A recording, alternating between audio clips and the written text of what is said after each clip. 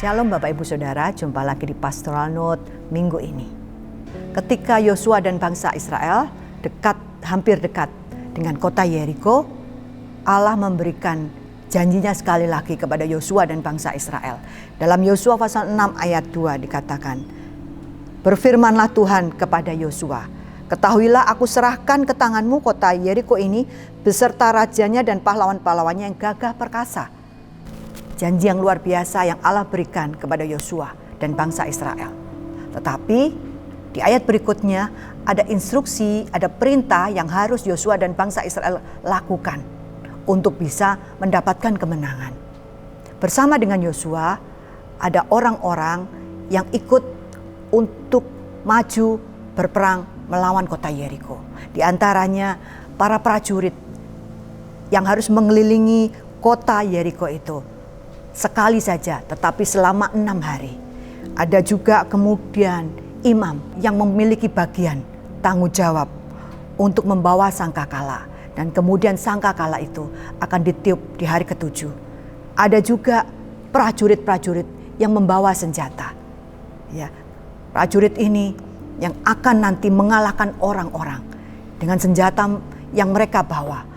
Mereka akan melawan orang-orang yang ada di kota Yeriko.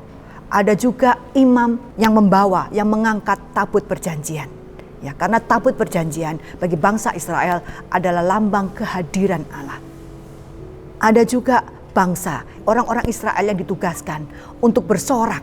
Ya, ketika sangkakala itu dibunyikan, mereka harus bersorak. Setiap bagiannya punya tanggung jawab masing-masing. Tetapi apa yang mereka lakukan tidak ada yang lebih kecil atau tidak ada yang lebih penting satu dengan yang lainnya. Mereka harus melakukan dengan tepat, dengan benar seperti yang Allah perintahkan. Dan mereka harus melakukannya waktunya juga seperti yang Allah perintahkan. Tidak boleh dilakukan sebelum atau setelah waktu yang ditentukan.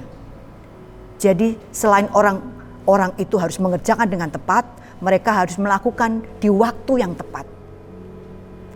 Untuk itu perlu kerjasama.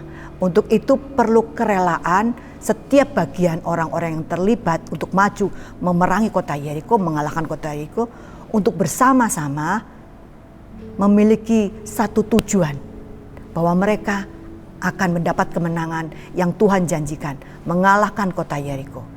Mereka harus punya tanggung jawab untuk melakukan tugas mereka masing-masing seperti yang Allah perintahkan. Dan kemudian di ayat-ayat selanjutnya kita melihat bagaimana setelah hari ke-7, pada waktu tembok kota Yeriko itu dikelilingi dan sangkakala dibunyikan, ketika bangsa itu bersorak-sorak, tembok Yeriko itu runtuh. Dan kemudian prajurit-prajurit membawa senjata itu dan semua pasukannya yang dibawa oleh Yosua bisa masuk menyerang kota Yeriko. Dan sesuai dengan yang Allah janjikan, raja dan pahlawan-pahlawan yang gagah perkasa itu bisa ditaklukkan. Mereka mendapat kemenangan. Bagaimana jika setiap orang yang bersama-sama dengan Yosua pada waktu mereka memerangi Yeriko melakukan keinginannya sendiri-sendiri? Bagaimana jika mereka tidak melakukan tepat seperti yang Allah perintahkan? Bagaimana jika mereka melakukan waktu-waktu yang mereka inginkan sendiri, bukan waktu sesuai dengan yang Allah inginkan? Tidak akan memperoleh kemenangan. Tembok Yeriko tidak akan runtuh.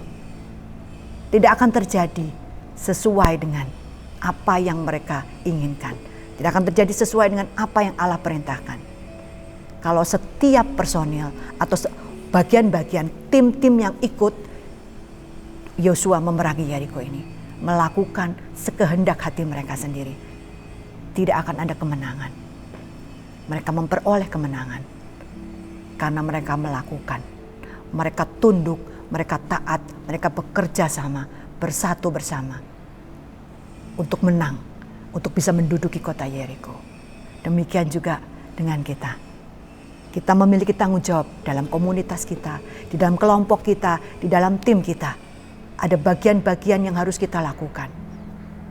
Bukan berarti bagian kita lebih penting daripada bagian yang lain. Firman Tuhan berkata kita adalah satu tubuh Kristus. Sama pentingnya.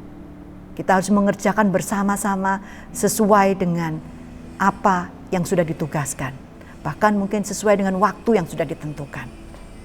Bukan berarti yang satu mengerjakan lebih lambat itu berarti tidak penting. Tetapi ada waktu yang tepat yang harus dilakukan. Ada waktu yang tepat ketika bagian kita dikerjakan. Tetapi di atas semuanya itu, kita harus punya ketundukan kepada Allah. Kita harus punya ketaatan kepada Allah. Kalau setiap tubuh Kristus itu tunduk kepada Allah, kemenangan adalah sesuatu yang kita semua ingin dapatkan. Ya. Tetapi memang peperangan kita bukan seperti peperangan yang bangsa Israel hadapi. Harus menuntuhkan tembok-tembok fisik. Tetapi ada tembok-tembok kekerasan hati. Ada tembok-tembok kebekuan yang sulit ditembus. Sehingga penginjilan, misi Tuhan tidak bisa tercapai. Tujuan Tuhan, janji Tuhan tidak bisa digenapi. Itu yang harus kita lakukan bersama-sama dengan ketaatan, ketundukan sesuai dengan bagian kita, sesuai dengan peran kita sebagai anggota tubuh Kristus. Biarlah kemenangan kita bisa dapatkan. Apa yang Tuhan janjikan kepada kita, kita bisa nyata dalam hidup kita, bisa nyata dalam pelayanan kita, bisa nyata dalam keluarga kita, bisa nyata dalam bangsa dan gereja kita. Tetapi perlu kerjasama, perlu ketaatan, perlu persatuan bersama-sama, memainkan peranan, menjalankan peranan sesuai dengan bagian yang sudah ditentukan, yang sudah dipercayakan bagi kita. Selamat hidup berkemenangan. Tuhan Yesus memberkati.